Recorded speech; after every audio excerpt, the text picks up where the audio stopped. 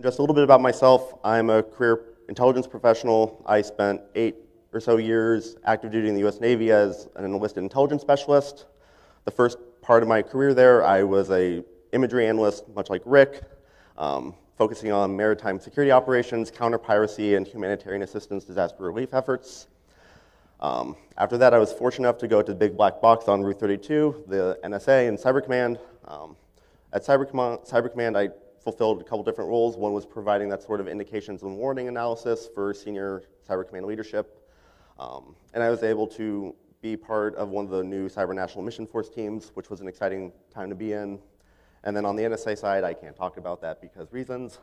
After I left government service in 2015, I joined United Health Group as part of their cyber intelligence services team. There I was more focused on providing that strategic and operational level intelligence support for senior business leaders and cyber defense organizations within the company. And as of last July, I joined McAfee, originally part of the labs organization, and then now Advanced Threat Research, where I'm a security researcher focusing on Russian APT groups. And so, much like Luke tells Rey on Octo in The Last Jedi that it's time for the Jedi to end, so too is the time for the lack of intelligence requirements to end. Just in my combined experience in both public and private sectors, we place a lot of emphasis on the collection, the cool whiz-bang analysis, and the end deliverable, what we're providing to those decision makers. But we don't place a lot of stock or cycles devoted to generating and managing the requirements process at the onset of the intelligence cycle. And while it's all fine and dandy that we do all this really interesting and insightful work, if we're not aligning those analytic efforts to pre-existing requirements, we're sort of diminishing the value added that we provide to an organization. And then so, to get to the brass tacks, why do we need them in the first place? They help us as intelligence professionals to answer critical questions our customers have, that they have on those sort of information issues. We all have our little pet interests, our side projects that we care deeply and passionate about, and sometimes they align with what we're working on in our 9-to-5 capacity. But without that sort of structured planning and requirements generation at the onset of the intelligence production cycle, you start to tend licking your own ice cream cone, as Rob likes to say sometimes, and intelligence that doesn't meet a specified need only has so much value. Intelligence requirements can help you do a variety of different things. They can help you scope the end deliverable of what you're producing through your analytic efforts.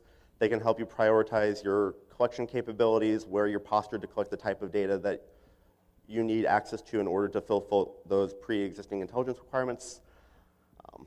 They help you identify gaps in data sources. For example, say you are being chartered to focus on X thing, but your access to that data is limited, so doing that sort of gap analysis can help you mitigate those deficiencies in what your visibility is into the threat environment and help overcome those gaps. And then ultimately, like anything that we do in this business, it's there to help us get ahead of the adversary. And so for those of you who aren't familiar with this graphic, it's the intelligence cycle. And those of you who are familiar with it, I'm sorry you have to see yet another graphic of the intelligence cycle. And just having this up here just kind of puts a pin on my point that I'm trying to make, is that without that critical planning and requirements section at the onset of the intelligence cycle at large, we can't expect to do the rest of the cycle effectively.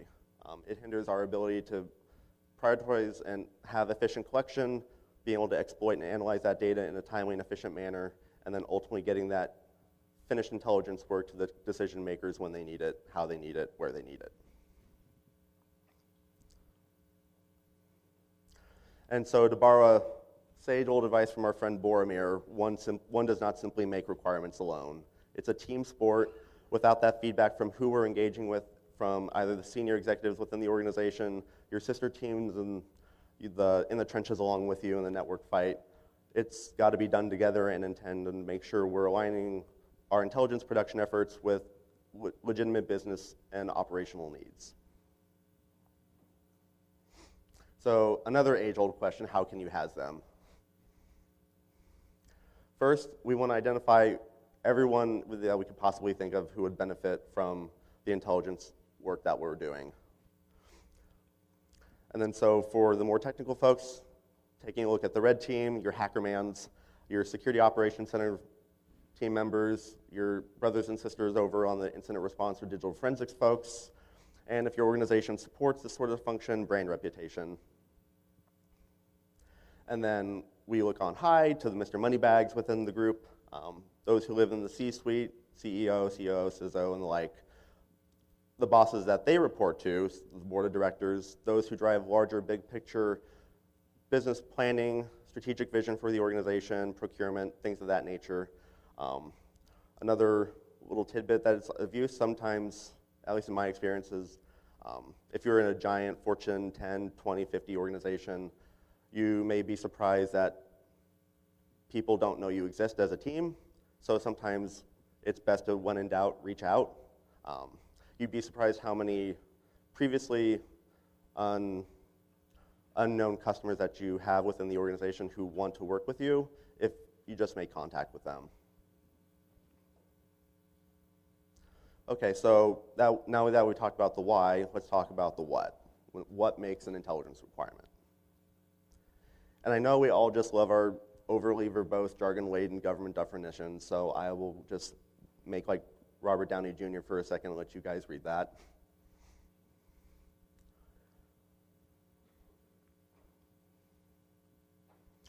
Okay, now that we got the jargon out of the way, let's get down to the root of it and let's talk about what makes a good intelligence requirement.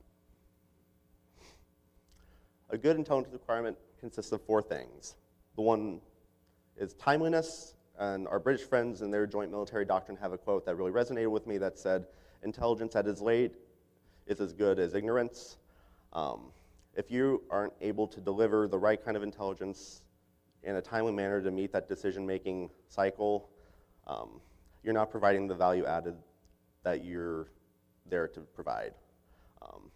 Furthermore, a good intelligence requirement aids one decision point. It asks one specific question, and it focuses on one specific activity, event, or thing.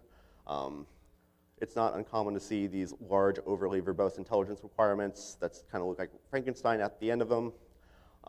And if you generate your requirements that look like that, don't be surprised if you get this weird, puzzled look on your CISO's face saying, "What did you just give me?" And now just for a little segue, and I'll pause for my terrible pun. So in the decision-making process that we are here to support as intelligence professionals, we take a lot of stock in helping block something, procure something, change a business policy, directive, what have you. But something that is often overlooked is that an equally valid decision in that process is that of inaction. The conscious decision on the part of a decision maker to choose not to do something is an equally valid decision point that we have to consider in what we're trying to inform them. Okay, so where do you start? I mean, we could all just be like SpongeBob and use your imagination, but that's not useful. So we could also be like Solid Snake when he's interrogating a guard on a tanker and ask the 6 basic questions of who, what, when, where, why, and how. So for example, who would want to attack me? What do I have that the adversary wants? Why would an attacker come after my network? They may seem like simple requirements on the onset, but asking those short, specific questions based off those common question starters can help you really drive home to a clear, concise, and succinct intelligence requirement. And I promise I didn't steal this from you, Rick, but there's always more. I know we throw around threat modeling, attack surface, and the like, and I'm probably sure someone takes a shot every time they hear that phrase now. But if you haven't done it, be like Arnold Schwarzenegger and do it. It'll help you derive a lot of quick, immediately relevant, organizational specific intelligence requirements that can help guide your intelligence analytic efforts. Take a look at what your industry or vertical looks like. No industry necessarily has the same threat profile. Say if you're in the industrial control systems or energy production sector, though those threat groups aren't necessarily going to be seen as the same ones that are in retail, commerce, and the like. So being able just to strip away the rest of the marketplace, so to speak, look at what's specific to your vertical can help align your intelligence priorities and drill down into the specifics that are immediately industrial relevant and along with your industry and organization. And to kind of go back to the threat model and attack surface aspect, the supply chain always introduces either known or unknown risks to your organization. So being able to identify as much as you can, because I know some organizations are massive behemoths and it's not always possible, but to the best extent that you can, look for potential weaknesses either organizationally, networkly, operationally, that could invite an attacker into your network and sort of gauge intelligence requirements to focus more on how does that sort of external, either outsourcing, collaboration, or operational syncness with your vendors or downstream suppliers or what have you, how that can affect your threat profile. So for everyone who grew up in the 80s and 90s, we all loved asking where in the world was Carmen Sandiego. So why not ask yourselves that from a threat intelligence perspective when generating requirements and look at where you are in the world geographically. Depending on where you are in the world, you'll see X category of threat groups, whereas if you're in Y part of the world, you'll see a completely different one. So it doesn't make sense if you're living in region Y to focus on exclusively the ones that are in region X. Okay, so crown jewel analysis is always beneficial. If you can take stock of what you have that an adversary would want to penetrate your network for, it will help you drive a lot of intelligence production regarding adversary motivations, intent, and help put into context the sort of activity that you're seeing in the network. So if, for example, you're in finance, do they want your money? If you're in legal, do you have privileged information that someone may want to steal for some nefarious purposes? Or do you have something new for microprocessors that another advanced country would like to bridge the gap and steal from you to help implement that in their country? And so the too long didn't read version of all this is that the requirements are those enduring questions that consumers of intelligence need answers on. Okay, so now that we've talked about those pre-existing long-term enduring requirements, let's have a scenario. So much like Rick described earlier, it's 5 o'clock on a Friday, you're getting ready to roll out after a long, arduous week of network defense. But as you know, the Friday news up invariably happens, something happens, you get 10 different phone calls at the same time from senior leadership with their hair on fire and saying, what is this, why didn't you tell me about it, why didn't I know about it, what can I do, please get my hair off fire. So that's a common occurrence within our industry, and I'm sure every single one of you can count numerous times on your hands how many times that have happened to you. So what do you do with that? And that's the RFI process.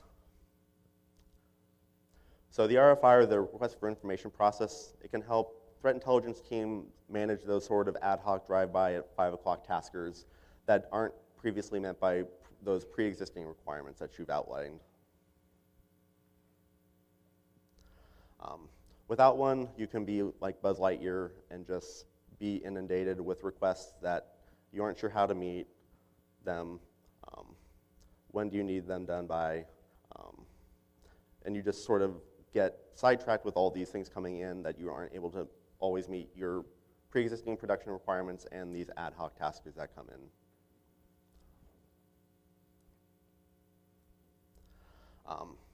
An important note here is that when you're generating these, or when you're responding to these RFIs, work with the customer who's requesting them, even if they're senior leadership outside of your security organization or business unit. They may not necessarily have the conceptual frame of mind about what intelligence is, they just maybe know that they have a thing that does a thing and you can answer the thing. And so they may ask you something that's not clear, you're not sure what they want or how it looks like on what they want to get back. So it's important to at least to start that conversation with massaging that initial request, trim it down to the bare essentials to get to the root of the question that they need an answer to.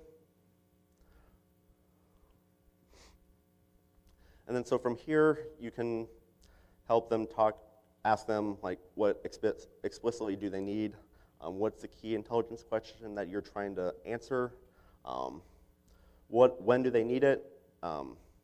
We all know that sometimes you're expected to have the answer 5 minutes ago or last week, but if you can help establish a periodicity afterwards, that you can help manage that expectation of, if I have 6 hours, I can deliver this type of product. If I have a day, I can do this.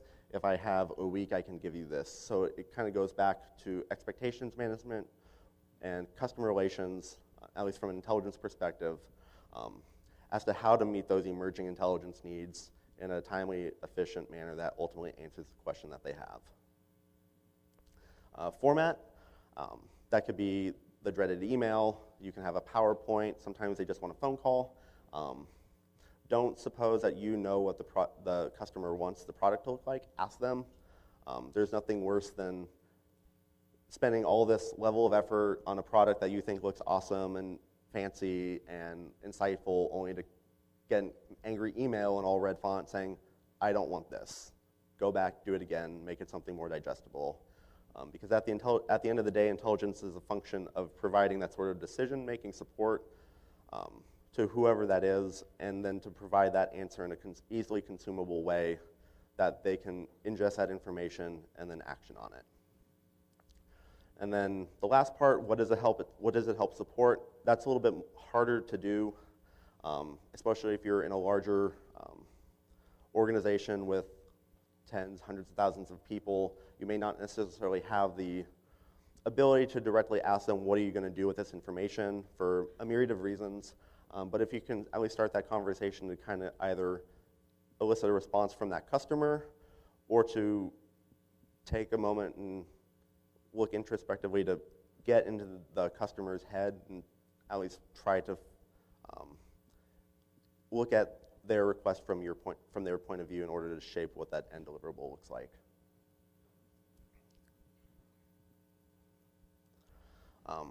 So how can you track RFIs? I have some bad news and I have some bad news. One, it's all in Outlook or Office.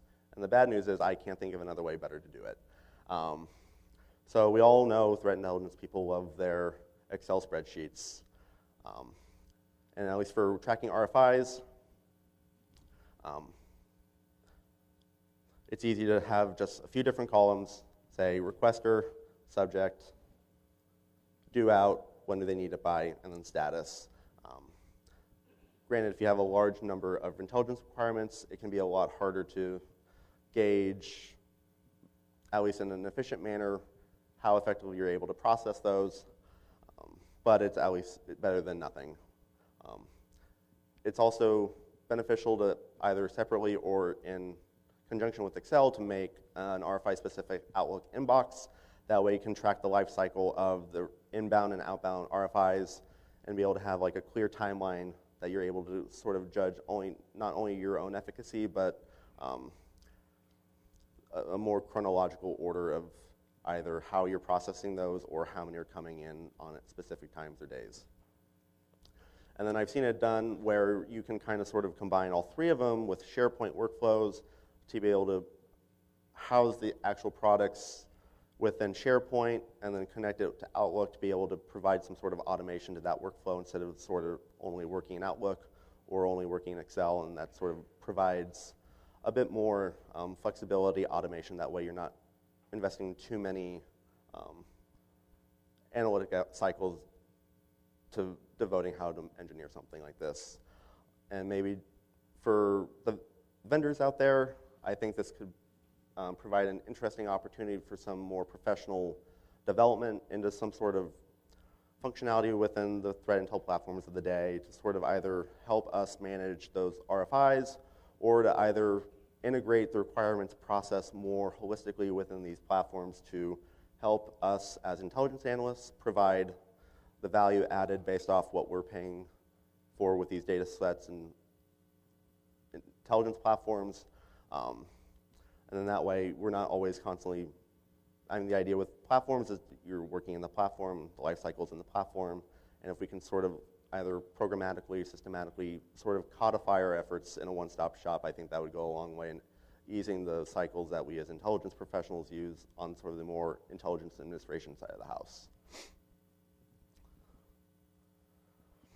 Okay, so now that you have requirements, now what? I'm going to tell you metrics, and before everyone gets up and leaves, I promise it'll be fine. So I know metrics are one of the hardest things for threat intelligence shops to generate. We know leadership loves metrics. They're easily quantifiable identifiers for the production levels of a given organization or team. And given how there's still a lot of misunderstanding and misconceptualization about, on the side of the leadership, about what intelligence does or is, and how to be able to translate that to something numerical, I think that it's just this interesting crossplay between the leadership not understanding, the intel side thinking, well, we know what we're doing, why can't you know?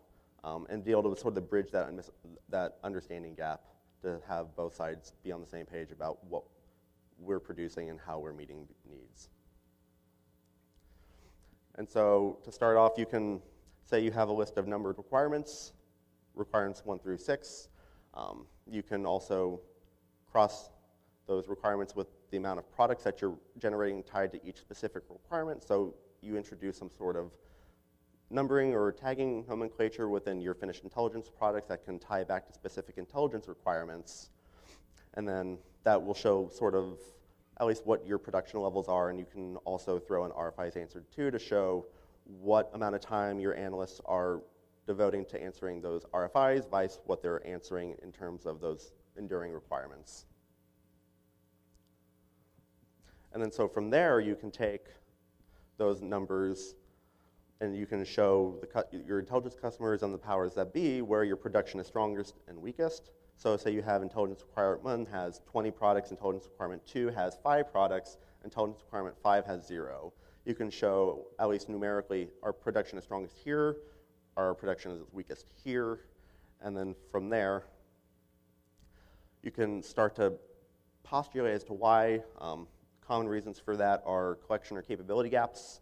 I think it's important to note here that through the sort of gap analysis through your intelligence administration work, that you can not only identify deficiencies with your own internal capabilities, but larger organizational ones.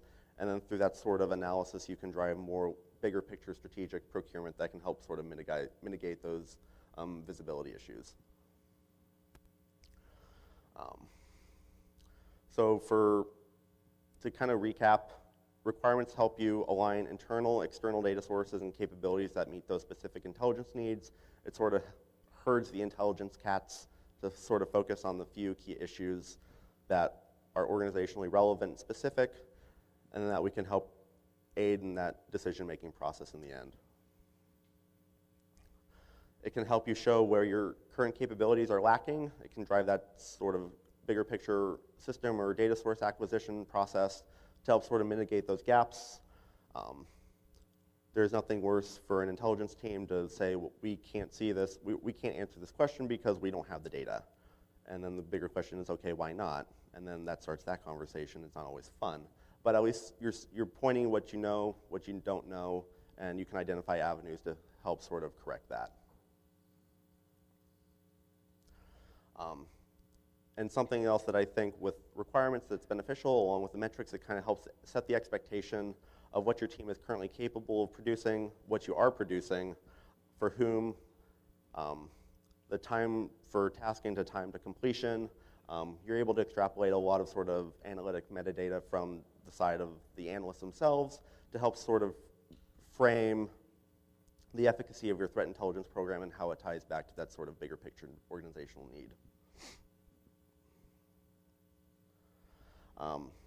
And then so I have a couple takeaways before we wrap up for today. I think I talked a little bit fast. So we can't fix what we didn't do yesterday, but if you take anything away from my talk today, and your organization isn't doing any sort of requirements management at all, I think it's time to start that conversation.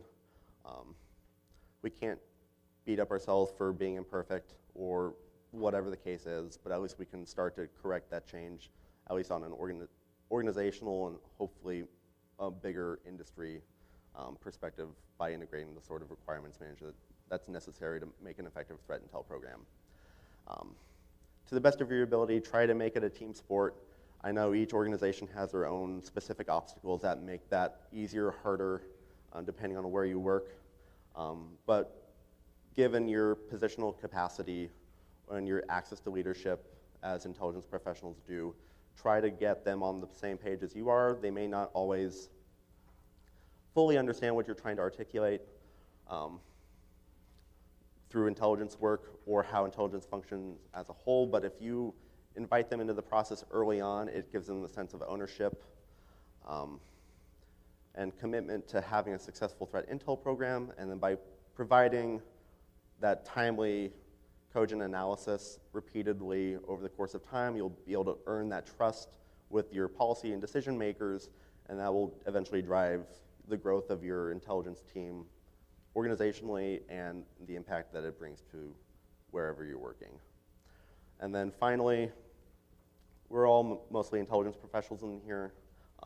We extol the values of intelligence, what it can bring to an organization, how the intelligence cycle is our bread and butter, but it's clear that we focus more on the collection, the exploitation, the analysis and production side, where the feedback and the requirements generation process is sort of left to the wayside, and there's a myriad of reasons for that, either due to people, consumers being just recipients of intelligence, not engaged in that cycle.